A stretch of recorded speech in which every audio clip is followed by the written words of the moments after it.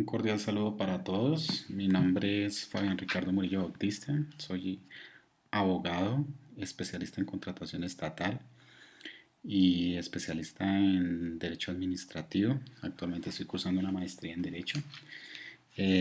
También me dirijo a ustedes hoy en calidad de estudiante de la UNAD, del Diplomado y Mediador en ABA. Soy integrante del curso 601 258A 395 y el día de hoy vengo a hablarles, a mostrarles mi trabajo final de la fase 3 del diplomado mencionado, que trata sobre las comunidades de aprendizaje. Vengo a mostrarles una estrategia de desarrollo de pensamiento en la que intenté resumir en un tipo de pensamiento lógico bajo una estrategia de test de falso y verdadero respecto a una lectura o contenido. Básicamente el contenido de este trabajo se realiza sobre el análisis de un texto de mi autoría respecto a temas de contratación estatal y fundamentalmente sobre la expedición de la Ley 1150 de 2007. Este texto se los colocaré en el link del video, que es sobre el cual se va a tratar la actividad y sobre los cuales se aplicará el test. Entonces, en primer lugar, trataré de ambientar el contenido del texto, pues para no leerlo de manera completa, pero sí para ambientar el contenido del mismo. Como ustedes saben, a partir del año 2008, 1 de enero, se empezó a implementar la ley 1150 del 2007, que se traduce en una modificación que se realizó a la ley 80 de 1993. Esa ley 80 es la ley de contratación estatal y junto con la ley 1150 lo que se denomina el Estatuto General de Contratación Pública. Entonces, sobre ese tema es que voy a realizar el esbozo preliminar. Como ya les comentaba, el título del texto es Comentario sobre leyes de contratación estatal, fundamentalmente sobre la ley 1150 del 2007. Frente a esa ley se ha hecho una serie de conceptos, entre los cuales tenemos los siguientes. Primera medida, el objeto de la ley. Como ya les indicaba, la ley 1150 fue una modificación a la ley 80, no fue un reemplazo de la misma. Por lo tanto, se debe aclarar que el objeto de la ley no fue reemplazar el Estatuto General de Contratación, sino complementarlo o modificarlo. Esa ley tiene unos aspectos relevantes, unos aspectos fundamentales que deben tenerse en cuenta. Yo estos aspectos los dividí en dos clases, unos aspectos de tipo reformistas y unos aspectos de tipo innovadores. Los aspectos de tipo reformistas son aquellos que ya se encontraban planteados en la ley 80, pero que la ley 1150 les introdujo algún tipo de modificación o varió su concepto. ¿Eso qué quiere decir? Que no son elementos nuevos, sino que son simplemente modificaciones a aspectos que ya se habían tratado. El primero de ellos es el derecho de turno. Ese derecho de turno es simplemente una manifestación de un principio fundamental de la Constitución política, que es el debido proceso. ¿En qué se trata el derecho de turno? Simplemente que no existan motivaciones para hacer que alguna cuenta o algún pago de un contrato estatal se realice de manera anterior a una que fue radicada con posterioridad. Es simplemente respetar el turno o la continuidad en la radicación de las cuentas y asimismo en los pagos. Con respecto a los temas de inhabilidades e incompatibilidades, se hicieron algunas precisiones, fundamentalmente en temas de corrupción, entre otras, respecto a las que traía el artículo 8 de la Ley 80 de 1993.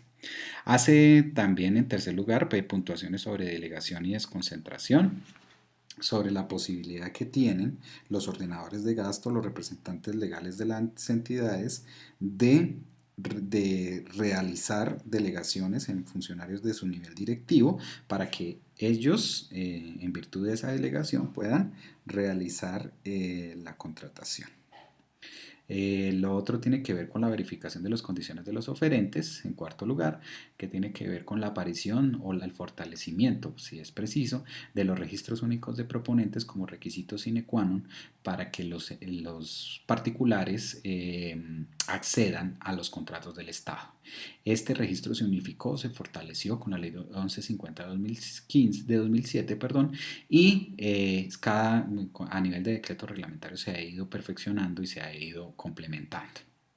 Con respecto a las garantías de la contratación, se cambió el concepto de que solamente se podía tener pólizas de seguro como garantías para la contratación estatal y para el cumplimiento de los contratos estatales. Se precisó otro tipo de garantías accesorias a ese tipo de garantías mediante constitución de dineros o mediante patrimonios autónomos, etcétera, etcétera. Con respecto al replanteamiento del principio de la selección objetiva, se fijan unas reglas de acuerdo a cada modalidad y procedimiento de selección que son muy puntuales para establecer en qué casos puede darse o no darse como habilitación algunos factores o como de puntaje. Por ejemplo, en los casos de obra pública se retiró como factor calificador de puntaje el menor tiempo de la obra. Eso ya no puede ser calificado y eso se hace bajo el principio de selección objetiva en los nuevos replanteamientos. Eso a grandes rasgos son más o menos son más o menos entre 10-12 temas que trata el texto sobre los aspectos reformistas. Solamente resalto esos 6 a manera de ejemplo. En los aspectos innovadores hago alusión a tres. Uno, lo que tiene que ver con la distribución del riesgo. Antes de la ley 1150 las entidades no hacían un análisis de mitigación de riesgos en la contratación estatal, lo que la hacía que eso ocasionara unos costos superiores. Bajo esta nueva ley se ha obligado a las entidades estatales a que realicen una tipificación, cuantificación y asignación de riesgos previsibles en los contratos estatales con el fin de que tanto contratistas como entidad estatal, de manera previa a la suscripción del contrato, puedan ambientar los posibles riesgos que puedan afectar el mismo y obviamente las consecuencias económicas en caso de que éste se presente. Esta es una de las grandes innovaciones de la ley 1150. En segundo lugar viene la promoción al desarrollo. Esta promoción al desarrollo viene por unas políticas gubernamentales respecto al apoyo a las micros, pequeñas y medianas empresas. En el desarrollo de este concepto, la ley 1150 trae unos beneficios para este tipo de empresas con el fin de que se vinculen a los contratos del Estado. Entre ellas está preferencia en caso de empate, factores de puntaje que puedan eventualmente decidir la licitación o la modalidad de selección que se trate. Como tercera medida tenemos la asociatividad de principios generales con entidades no sometidas. Hay algunas entidades que, pese a que no están por virtud de la ley o de la Constitución obligadas a cumplir con el Estatuto General de Contratación, es decir, Ley 80 del 93 y Ley 1150 del 2007, sí se encuentran sometidas a principios generales de la contratación y de la función pública. Esto quiere decir que no obstante ellos tienen algún tipo de autonomía, como es el caso de las universidades públicas o las empresas sociales del Estado, en todo caso no pueden abstenerse de aplicar principios generales de la función pública. Un cuarto elemento que quiero dejar reseñado en estos aspectos innovadores de la ley 1150 es lo que tiene que ver con el procedimiento de la selección abreviada como nueva modalidad de selección, incluida también la modalidad de mínima cuantía. Esas modalidades antes de la ley 1150 eran solamente de dos tipos: las licitaciones y los concursos y la contratación directa.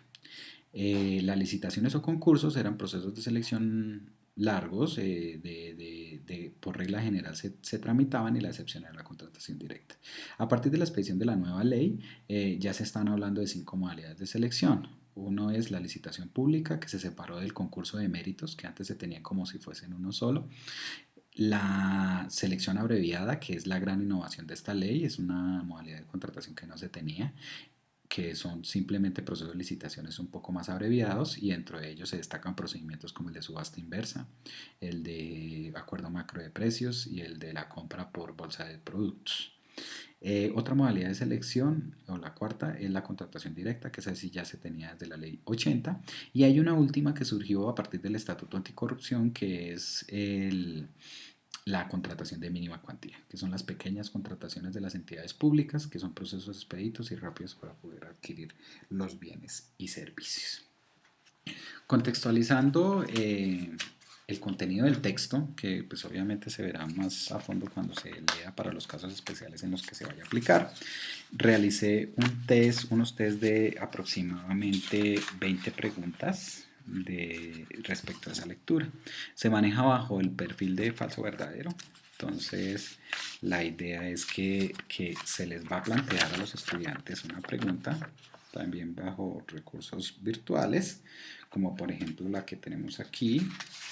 Esa pregunta lo que dice es, junto con las leyes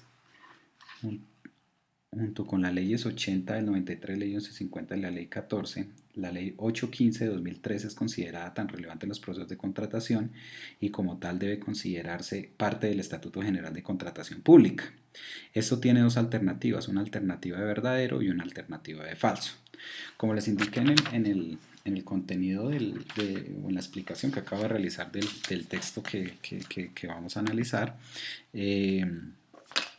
la ley 815 no hace parte del Estatuto General de Contratación Pública.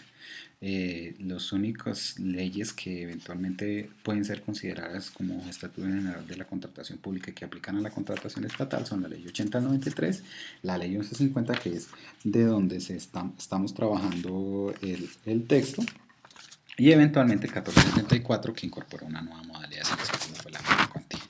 Luego la apreciación o la formulación es falsa, es falsa. Entonces el estudiante tiene dos alternativas, se le plantean dos posibilidades, una con falso y una con verdadero para que el estudiante elija. En este caso, si el estudiante eligió verdadero, le va a salir un círculo con una X que le indica que la respuesta es incorrecta.